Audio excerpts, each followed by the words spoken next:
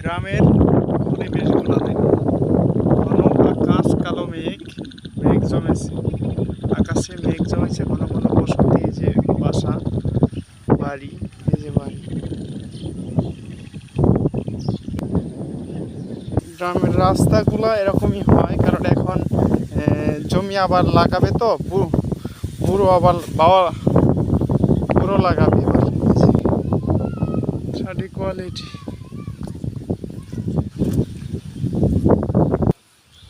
গ্রামের এই যে বর্ষাকাল আসলে এরকম অবস্থা পড়তে হয়। এখানে মাছ মারা হয়, আর এরকম পজিশনে যে এরকম বর্ষাকালে এরকম পরিস্থিতি হয়, বাড়ি ঘরের অবস্থা খুব খারাপ। সবজি আসছে, কেবল ধরছে সবজি গাছ এখানে।